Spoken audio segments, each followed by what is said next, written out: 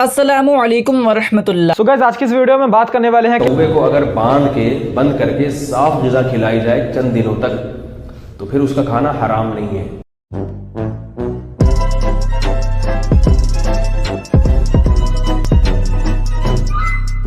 मैंने 3 बॉलें कराई हैं झेलम में, 3 गेंदें। मुझे फुल टॉस दी और आपको पता है हमें फुल टॉस मिले तो हम बाउंड्री से बाहर फेंकते हैं। आप बाउंड्री से नहीं, आप तो प्लेनेट अर्थ से बाहर जाती है। हाँ, लबदे रहो तुसी। चलो भाई, 3 गेंदें मैंने कराई हैं झेलम वाली सरकार के खिलाफ। वो बैटिंग पे थे, मैं किस पे था? हम मालूम है, तेरे बाप को मत सिखा। चल, पहली गेंद जब मैं झेलम गया 48 घंटे का टाइम दिया, उस पे भी झेलम वाली सरकार क्लीन बोल्ड हुई है। मुझे बताए मेरा कोई स्टूडेंट जाके मज़ार कायद पे खड़ा होके के ओए तक उस्मानी बाहर निकल, मैं आ गया हूं, ये निकालेंगे, वहां लगवाएंगे उसको। उसके बाद ऑनलाइन मुनाजरे का चैलेंज मैंने कबूल किया। झूठ बोल रहा है। वहां भी झेलम वाली सरकार क्लीन बोर्ड हुई। ना पुरानियां गल्लां, पुराने बहाने, पुराने धोखे। लाना सामने जिसको बिठाना है। आप क्यों भागा हुआ है? क्यों इधर उधर की बातें करता है? कोई बात नहीं, दोबारा ट्राई करेंगे। ऑनलाइन मुनाजरे का चैलेंज मैंने कबूल किया। अब तो एक 1 पॉइंट एजेंडा है, आ लाइव सामने।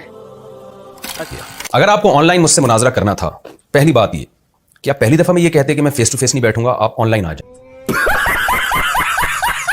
अब वो कभी और बात कर रहा है। भाई तू सामने बैठ आके। हम भी अपने दलाइल अवाम की अदालत में रखते हैं, एक हदीस रखते हैं, तू हदीस है। अगर तूने उसका जवाब देना है तो तू दे भाई, तेरा राइट है। ये फिर बहाने शुरू करती है भागने के। आ सामने भाई, क्यों भागते हैं आगे? तकी उस्मानी साहब को ले आ यार, साजिद मीर साहब को ले आ, और जितने हैं मुफ्ती मुनीवर रहमान साहब को ले आ, सारों को ले आओ। सारे जिन्नो इंस इकट्ठे हो जाओ और आके हमसे कुरान और सुन्नत के दलाइल के ऊपर बात करो। अपना तो मुकदमा अवाम की अदालत में रखो, हम भी अवाम की अदालत में रखते हैं। कोई बात नहीं, दोबारा ट्राई करेंगे। ऑनलाइन मुनाजरे का चैलेंज मैंने कबूल किया। अभी भी मैं 1 घंटा हूं, इस दौरान तुम आना चाहते हो, नीचे आके कमेंट्स करो।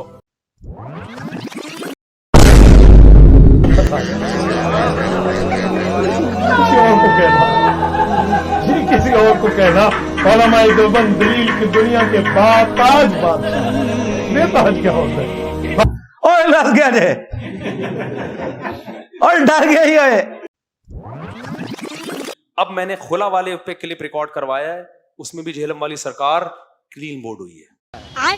और वो क्लिप वो रिकॉर्ड करवाया जिसमें उसने वो बातें मेरी तरफ मंसूब की जो मेरे अकायद और नजरियात ही नहीं है, और अपने फिका हनफी का वो दिफा किया कि जो उसके फिका हनफी में है ही नहीं है।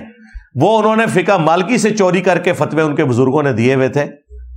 तो फिर हमें बाद स्टूडेंट्स ने, इक्का दुक्का स्टूडेंट्स ने रब्ता किया कि जी इस तरह जवाब। मैंने कहा जवाब क्या यार, ये खुद ही मेरी पुरानी वीडियो चला दो, इसका झूठ खुल जाएगा। इसने क्या कुछ किया? झेलम वाली सरकार का कहना है कि मेरे ऊपर गलत चीजें मंसूब की हैं, तो अब आपको मैं दोबारा मौका दे रहा हूं। अब आप बता दो कि खुला के बारे में आपका असल मौकिफ है क्या? तो सरकार फिर रुक जाओ। हाँ, फिर 10 देने। बाकी जो वो फिका हनफी का झूठा दिफा कर रहे हैं कि जी उनके नजदीक फिका हनफी में अगर शोहर जुल्म करता हो, मारता हो, पीटता हो, तो फिका हनफी में जो है वो काजी को इजाजत है कि वो तनसीह निकाह कर सकते हैं। तो बिल्कुल उन्होंने इसके ऊपर तो कोई हवाला नहीं दिखाया। ये 1 घंटा 22 मिनट की तो वीडियो नहीं बननी चाहिए थी, ये 22 सेकंड की वीडियो होनी चाहिए थी जिसमें वो ये चीज साबित करते हैं कि उनकी फिका में ही अलाउ है। उन्हें पता है उनकी फिका में तो मर्द 120 साल तक उसकी उम्र हो जाए, औरत उतने साल इंतजार करेगी। वो इसीलिए मानते हैं, उनके बुजुर्गों ने लिखा है कि वो तनसीह निकाह के कायल नहीं है। वो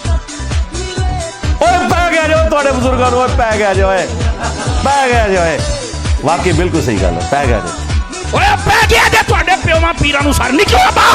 सर इधर ये स्टोरी खत्म नहीं हुई है, ये डोंकी राजा फिल्म यहाँ पे खत्म नहीं हुई। अभी इसने ताजा इस रमजान में एक चूहा छोड़ दिया, वही जो इनके बड़ों से गलतियां हो जाती हैं। आज मैंने थोड़ा सा तस्करा झेलम का कर दिया, बहुत अरसे बाद।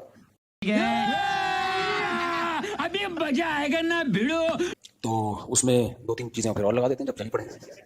चलो चलो चलो, एक छोटी सी बात, ये जो हजरत मुआविया पे इल्जाम लगाया जाता है कि हजरत मुआविया रज़ी अल्लाह ताला अन्हु के हुक्म से माज़अल्लाह हजरत अली को गालियां दिलवाई जाती थी, ये इल्जाम भी लगाया गया ना। ये खूब समझ लो, हदीस के अल्फाज में सब और शतम के लफ्ज हैं। ठीक है जी। सब और शतम का लाजमी तर्जुमा ये करना गालियां, ये बिल्कुल गलत है। ठीक है जी।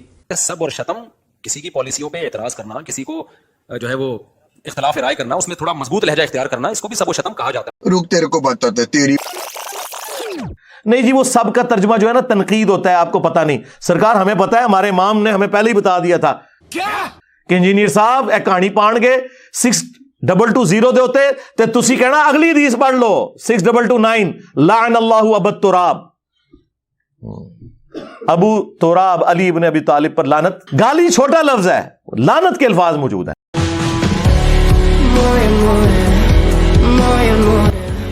इनको क्या पता था, इनके बड़ों की तो तहकीक ही नहीं है। ये तो दरस निज़ामी के 7 साल में 6 साल फिक्र हनफी पढ़ते हैं और आखिरी साल हदीसें नहीं पढ़ते, दौरा हदीस करते हैं। एक दौरा जैसे चाय का दौरा है, गुजर गया।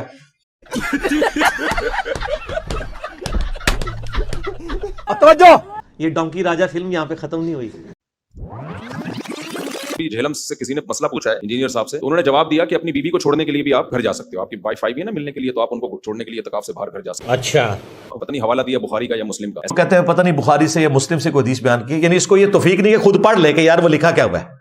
वो उसका बयान करने का अंदाज बता रहा है कि बगैर पढ़े उसने क्लिप सुन के ही ना क्लिप बाजी करनी शुरू कर दी है। ऐसी कोई हदीस नहीं है उसमें यह कि नबी सल्लल्लाहु अलैहि वसल्लम हज़रत सफिया को मस्जिद से बाहर घर छोड़ने गए थे। हदीस के अरबी अल्फाज में ऐसा कुछ भी नहीं है।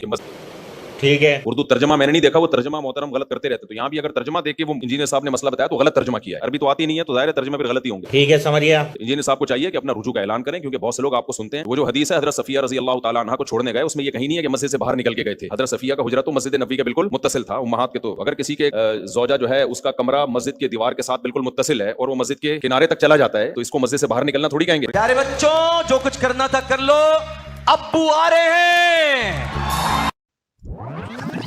नबी इस्लाम जी वो घर तक नहीं छोड़ने आए थे, मस्जिद के दरवाजे तक छोड़ने आए थे। और मस्जिद के दरवाजे के सामने उनका चूंकि घर था तो वो घर तक नहीं गए, मस्जिद के दरवाजे तक। बिल्कुल झूठ बोल रहे हो। बुखारी शरीफ में कम से कम 4 जगह के ऊपर यह हदीस मौजूद है, इससे भी ज्यादा जगह पे। अगर दरवाजे तक छोड़ना होता तो बाकियों को भी छोड़ते। उस हदीस में मौजूद है कि सैयदा सफिया के साथ क्या इशू था। उनका घर मस्जिद नबी के बाहर नहीं था और उसमें अल्फाज है खारजा रसूलुल्लाह सल्लल्लाहु अलैहि वसल्लम वहां से खारिज हुए। और यह भी मौजूद है कि सैयदा सफिया उसामा इब्न ज़ैद की हवेली में उनका घर था। मजा आया।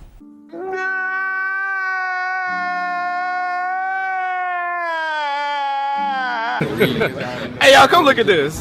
कहेंगे इंशाल्लाह इंजीनियर साहब इस पे अपना रुजू रिकॉर्ड करवा देंगे, क्योंकि उनका ये दावा है कि मैं जब कोई गलती हो तो मैं रुजू कर लेता हूँ। ये दावा है इंशाल्लाह आफुला के साथ इस पे भी आप देखेंगे कि रुजू आ जाएगा इंशाल्लाह, कि भाई मुझसे गलती हुई है। जब ये होगा तो फिर मैं तीसरा बताऊंगा, फिर इंशाल्लाह उस पे भी रुजू होगा, फिर मैं चौथा बताऊंगा, उस पे भी रुजू होगा, फिर पांचवा बताऊंगा, उस पे भी रुजू होगा, फिर छठा बताऊंगा। तो अगला कहेगा कि यार बस छोड़ दो यार, कब तक रुजू करते रहेंगे।